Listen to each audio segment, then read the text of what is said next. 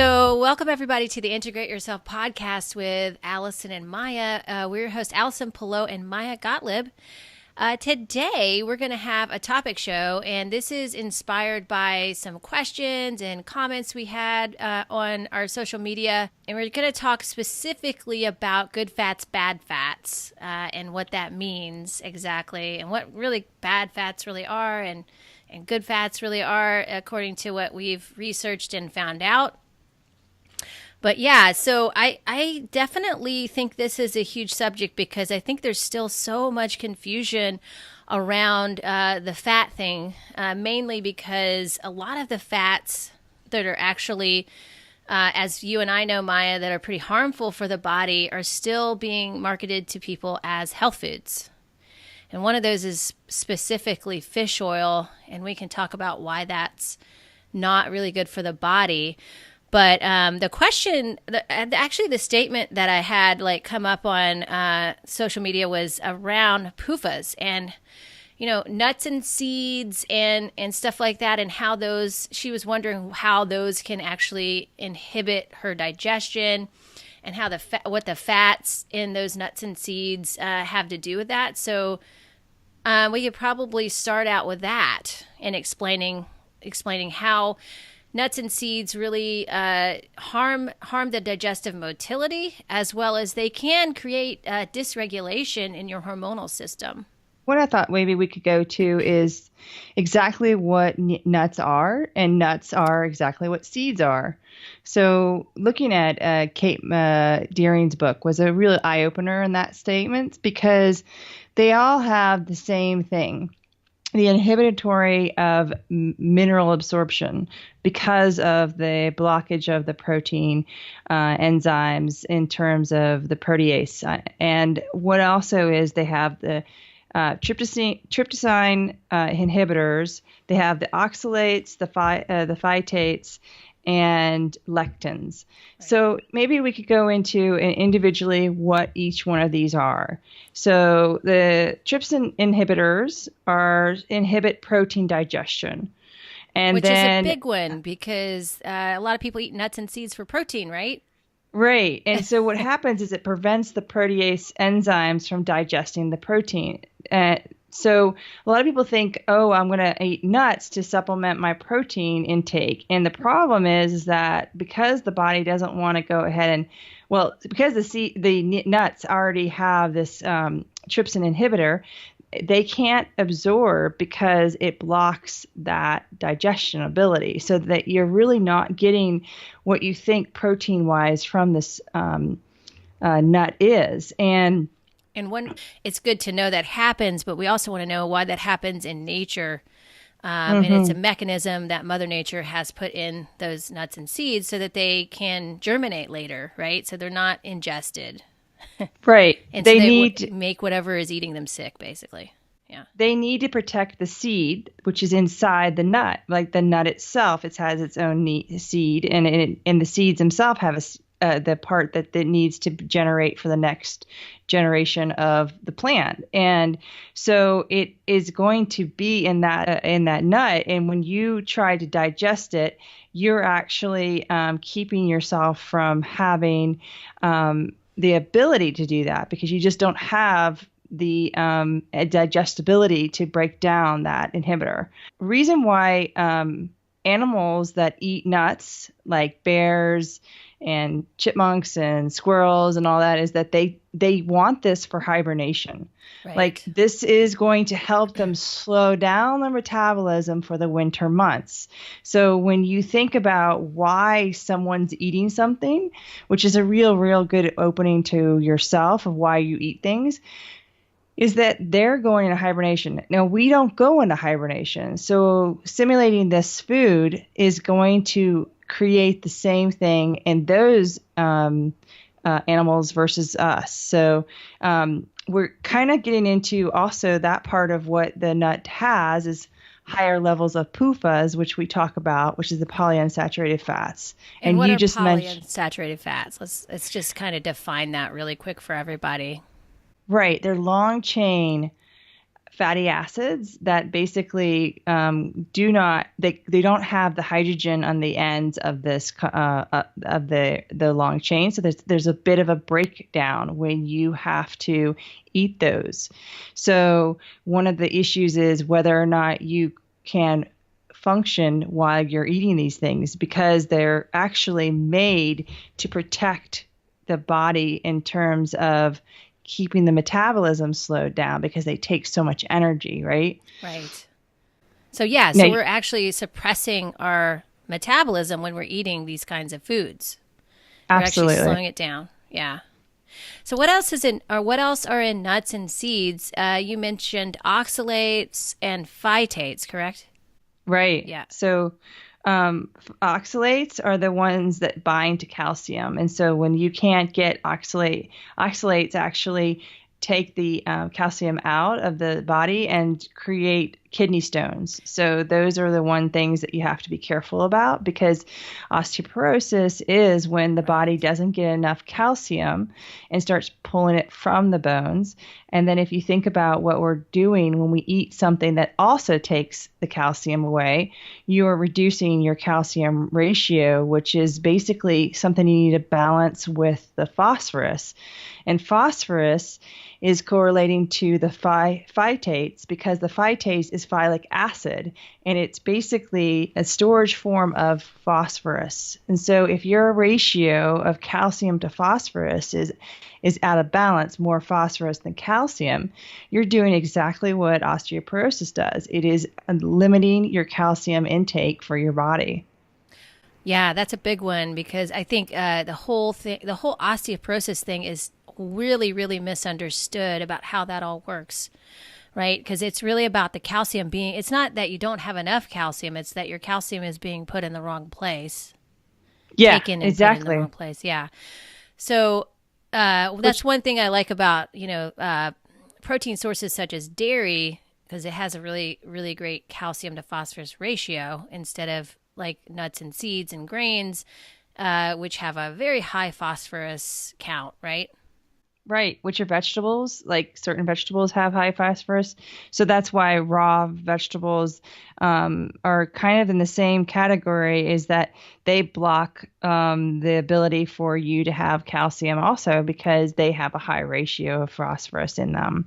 Yeah. And we're looking at, when we talked about the polyunsaturated fats, what we also talk about is how they are higher in certain plants and nuts and seeds, is because they protect the plant themselves from the cold weather. That means that when you have an oil that is liquid in cold weather or cold temperatures, it means it's already being oxidized. So the oxidative mechanism that your body does on its regular cellular respiration is being blocked. The body temperature starts to lower to conducively process all these that are limiting the body's processing abilities. So and that's a huge thing too, because we don't want lower body temperature. That's an indication that our thyroid is slowing down, correct? Well, I always like to say it's like you're cooking a turkey in a 250 degree oven that for like 2 hours, right? You're anticipating somehow this thing is going to get fully cooked in less amount of hours that it needs, and it's basically going to not heat up in the internals. It's just going to heat on the outside, and so everything slows down, right? You can't do anything. It's basically where fatigue comes into play, right? When we're trying to energize ourselves, right? We're working out, we're working hard, and some people say, either I get really hot or I get really cold after I work out.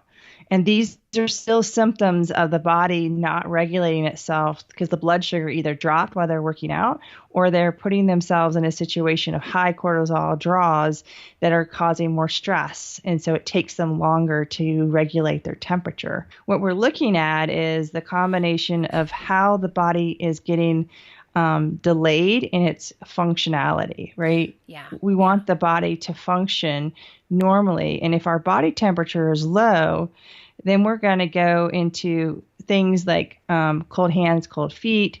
We're getting into the ability for the thyroid to produce, the liver working way overboard. So it's a trickle effect of issues, right? Oh. And the last thing I know we didn't talk about yet is the lectins, and the lectins interfere with the plasma repair in the gut lining. So nuts and seeds do have those too. You're having more difficulty digesting because you can't repair quick enough to fight what's happening in the digestion. So if you have inflammation already in your gut, you're actually then having more put into it. So then the lectins are basically slowing down any repair or when it sheds itself, right? So the endotoxins build up. So you're never able to repair the gut lining, basically, is what you're saying. Yeah. Right. And when then also the bacteria start to grow, which we talk about in endotoxins, right? Because that is a feeding area for those endotoxins. And if your digestion is slower, that makes it even worse. Things just sit there and ferment, and more endotoxins get created. Yeah. Well, yeah. And we're kind of looking at all of these, 5 things we talked about: trypsin inhibitors, oxalates, phosphates, and lectins. Polyunsaturated fats. Polyunsaturated fats. Mm-hmm. And one of the things I had to really enjoy about reading, and I'll quote this again, is because you never really think about how much fat is in your food. And when you do, you start to, put it in a Kroger meter, or you do some kind of determinant of what you need to, what you eat, right? Mm-hmm. Well, nuts and seeds actually have a high level of fat. And so if you're thinking about how you want to lose weight, but you want to increase your protein intake, actually, nuts and seeds, or nuts especially, have a lot of higher fat, but it's not the healthier fat because it's the polyunsaturated fats, right? Yeah. So you're kind of hitting yourself in two different directions, right? You're weakening your liver ability, and you're actually ingesting more fat that you didn't want in the first place. Yeah. And also that part is fats are where the toxins from like pesticides, herbicides come into. So if you're not purchasing organic nuts and seeds, or you are getting things that you're not even soaking, allowing itself to break that phytate down, you're basically creating the same storm of issues. So the digestibility, the increase of fat, because the fat itself carries the toxins. Right. You got to break down all that. Then like high content of fat actually affects the liver itself, right? Because we have to, think about that process too. Yeah. So even if you do soak them and you get organic and all of that, like it's still going to have the polyunsaturated fat.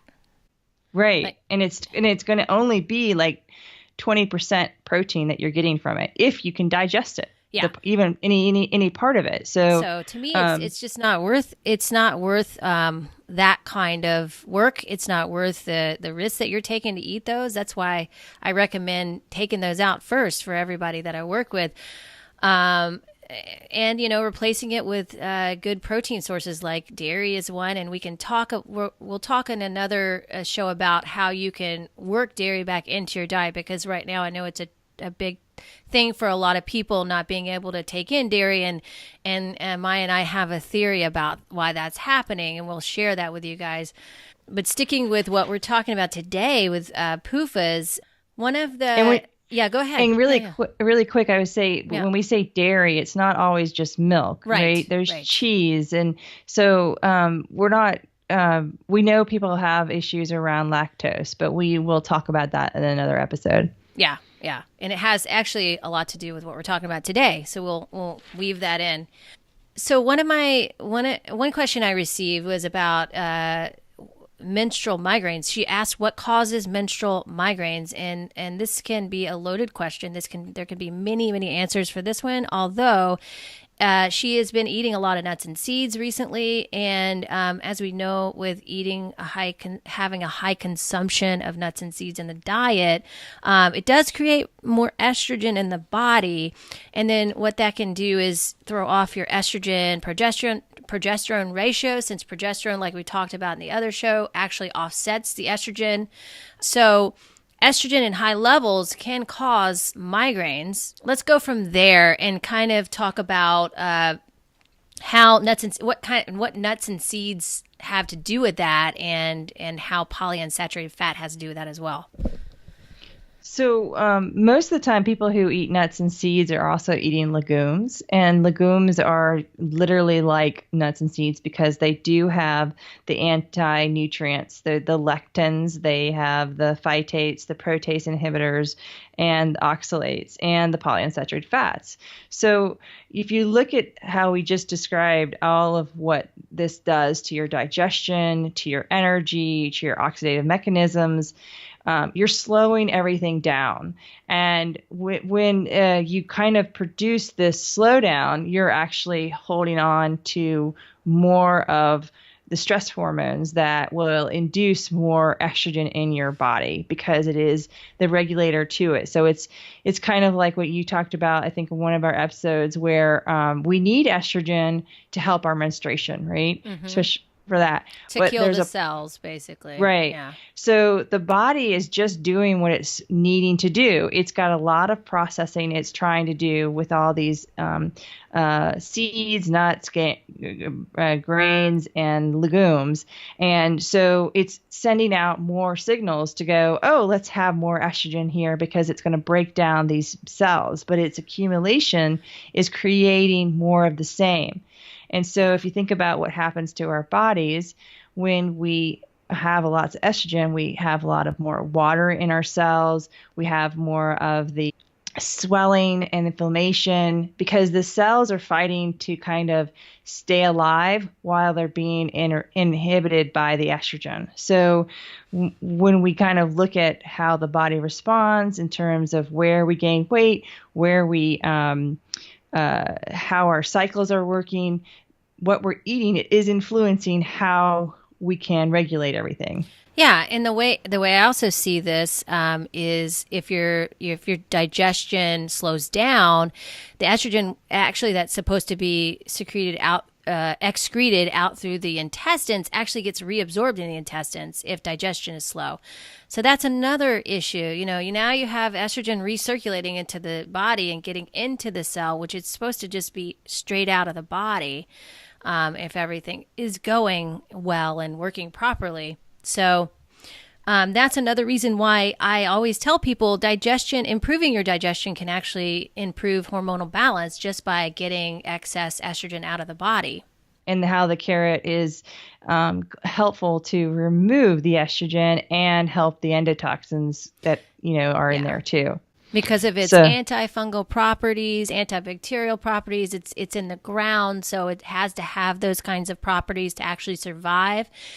And so that's the one thing that I do recommend raw for people as far as vegetables go. That's the only one that I recommend raw.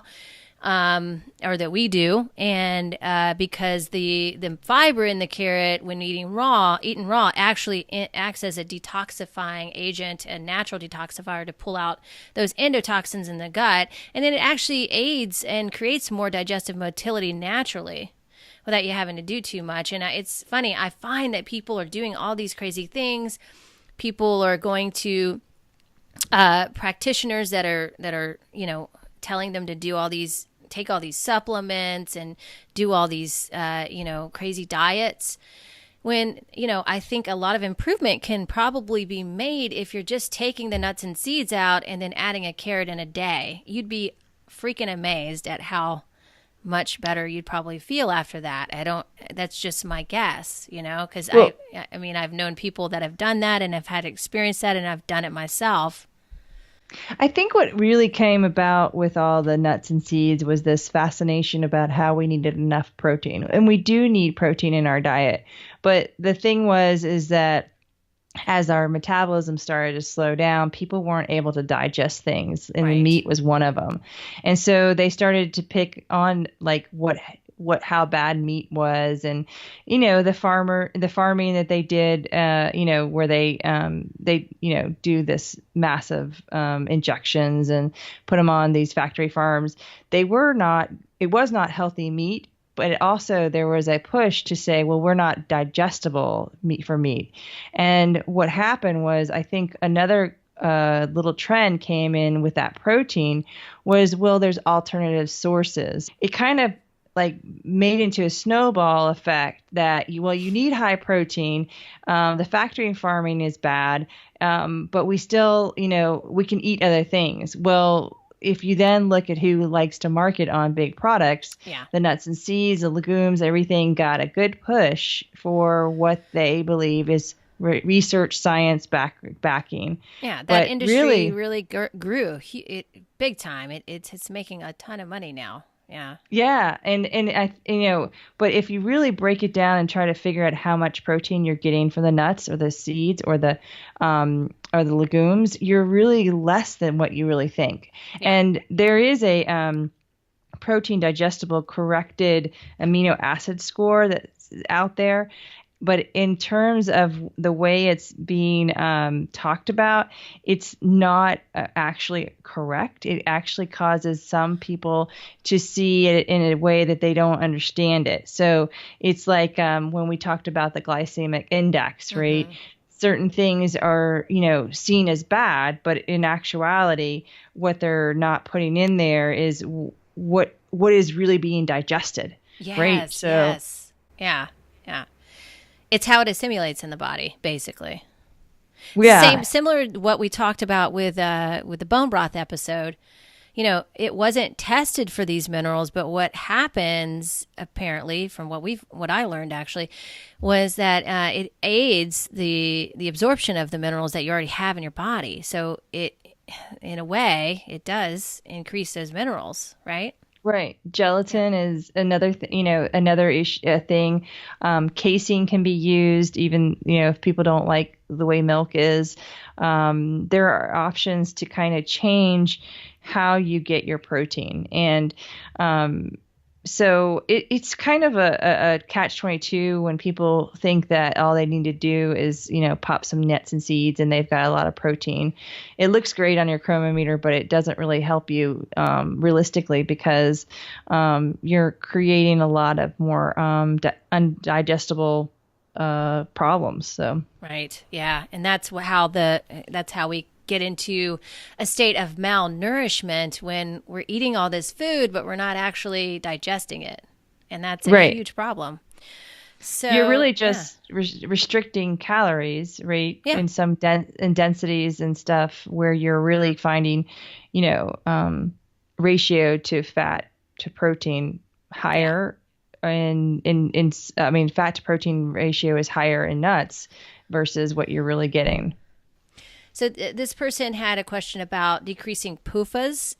She said, we need to stop eating olive oil and pumpkin seeds and nuts and hemp seeds and chia seeds. Is that correct?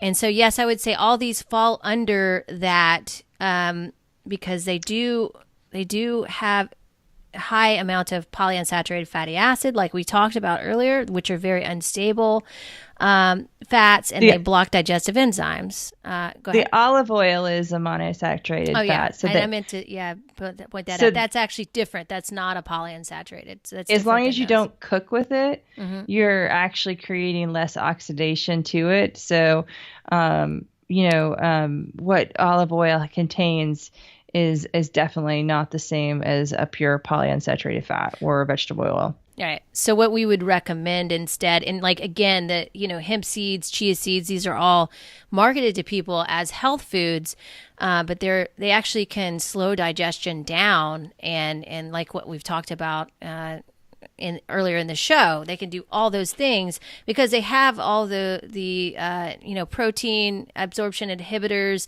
as well as they just slow down your digestion. But they're a big thing to sell in the market. They last on the shelf for a really long time, and it's something that they can sell to people that people will believe is healthy. So another thing I wanted to bring up here, just quickly about what are the good fats then? If we're talking about bad fats, saturated fat from healthy meat, but also butter, cream, and coconut oil would be your best saturated fats. Ghee. Ghee. Definitely Yeah, ghee. definitely ghee. And what would ghee be for people who can't, who have like a dairy issue? It's goat, so it's It's a from goat. goat. Okay. Oh, Yeah. cool. All right. I did not know that. Yeah. And then of course with dairy, yeah, you could go to goat cheese and goat milk too. We do recommend, if people do love their seeds, nuts, and legumes, is that they at least try to do it either once a week to once a month, to limiting the amount that you have and seeing how better your digestion gets from that. So macadamians, hazelnuts, and cashews are a little bit better than, say, a walnut, almonds, which are higher in the saturated fat list. Macadamias have some saturated fat in them, right? Yeah. Yeah, that's what kind of balance it out, right? Yeah. So the saturated fat actually helps the oxidation mechanism. So there's another part of why those are better for you versus what everyone's telling you about in terms of unsaturated fats.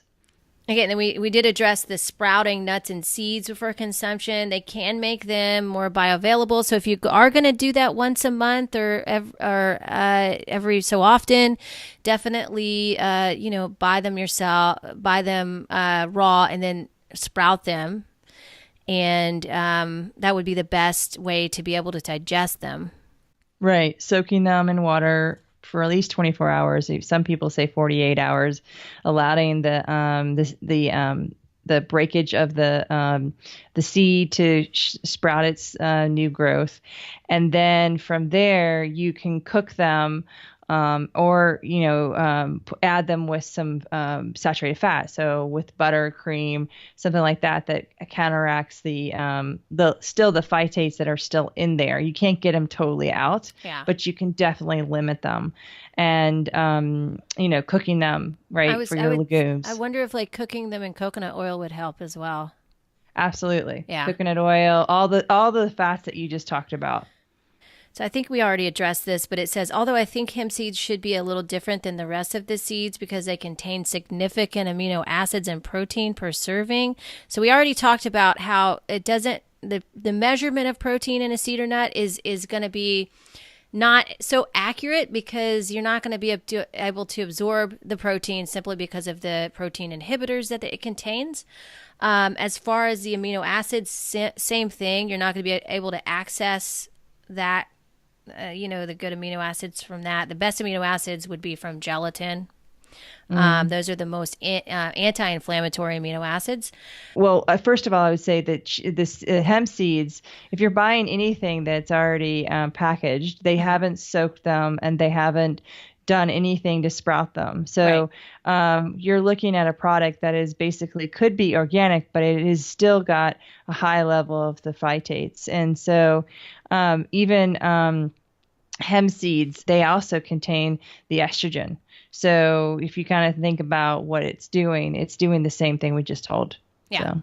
And this woman, if you are experiencing migraine headaches, then that's definitely going to be one you want to stay away from.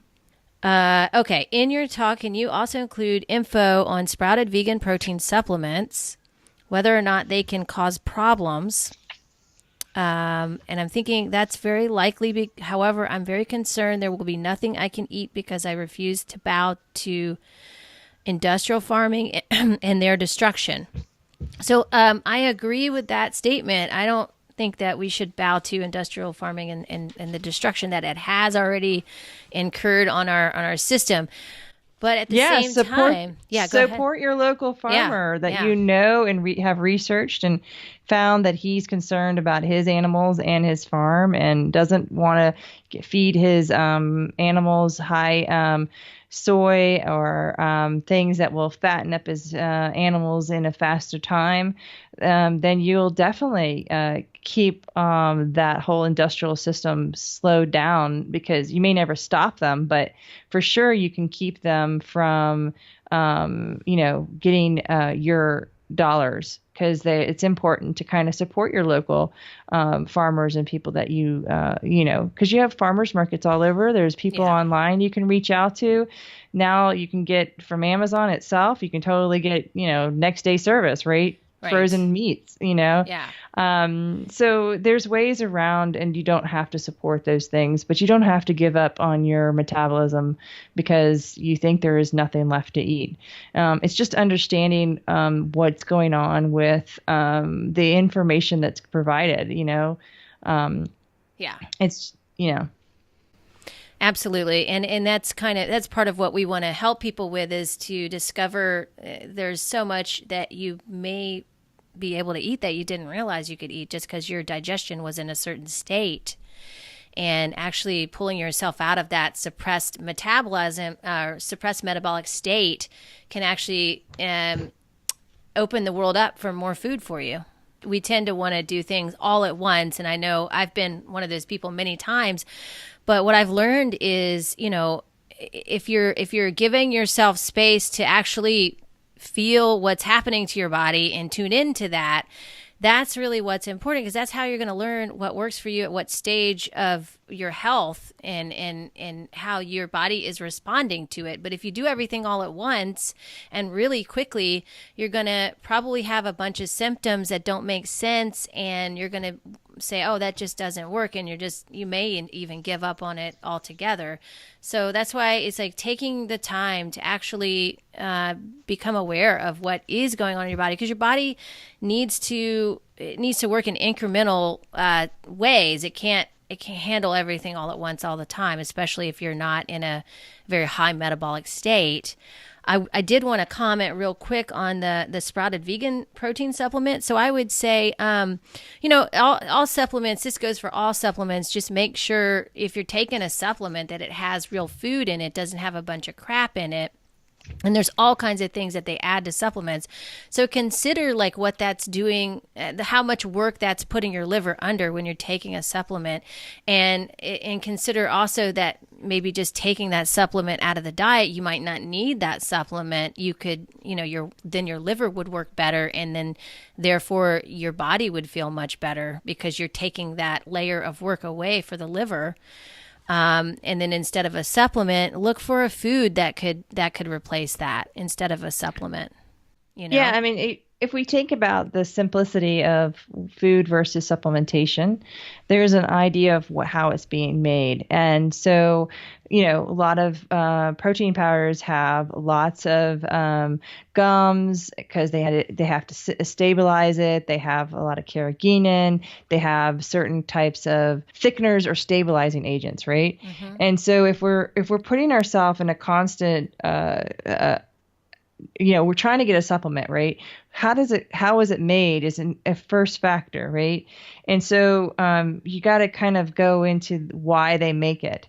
Well, it's a product that can sit on a shelf. Yeah. It's a product that can stay on the shelf up to 6 months to a year if they can. So what you're looking at is, food, real food doesn't sit on the shelf. No. You can't. It's definitely, they're not always considering it being the highest quality nutrient dense food that's going to be right for your body. Let's put it that way. And they have to be broken down, right? Yeah. It has to be broken down in your body. And so you're looking at different types of mechanisms to break these foods down. And right. So what is soy lectin? What is certain peptides that they put in, what they terms of what they're doing in terms of heating, oxidizing the products. Some of them have to be cleaned with hydrogen peroxide or alcohols or alkalides to break down into a powder form, right? Right. And, and also your body, you have to think about what your body's used to taking in. So it's used to taking in food. But supplements take a lot. They actually do require a lot more work out of your body to assimilate. And so consider that as well. There is that. And supplements are, there's some supplements that are really essential that people really need to get things going. But we don't want to depend on supplements. We want to try food first, and we want to work, to get our nutrients from that first. So, yeah. So I think I think that about does it for the questions. Hopefully everybody got a little more clear on nuts and seeds, how that inhibits digestion, as well as what polyunsaturated fats do to the body, why these are bad fats, and what the good fats are, which are the saturated fats coming from butter, dairy, coconut oil, and healthy meats that are organic and that aren't fed soy and stuff like that. Some of these proteins also have high levels of metals in them based on how they've been processed. And so if you're thinking about saving the planet and stuff, think about things about what's happening through your body, because that metal and all that gets contained in your body, then your body doesn't work as well. So one of the issues is that you're not going to be helpful to yourself or to the planet. Like there's just, Absolutely. You don't have the energy for it, right? Right. Yeah. I agree with that. That's one thing we touched upon on one of our other shows too, about how, just being your best self can be the best thing for your community, for your planet, for everybody concerned, right? Absolutely. Yeah. Well, thank you, Maja, for another amazing show. I hope we answered everybody's questions today. If you have any more questions, definitely head on over to our Facebook page. We have a Integrate Yourself podcast community page. Get on into that group and leave a question if you want us to address it on the show, as well as you can always join our online community that we're building, patreon.com/integrate yourself. And head on over to Maya's website at mayagottlieb.com and my website at pureenergypdx.com to contact us or work with us. We'd love to work with you as well. So thank you guys so much for listening and watching. Until next time. Thank you guys. Bye. Bye.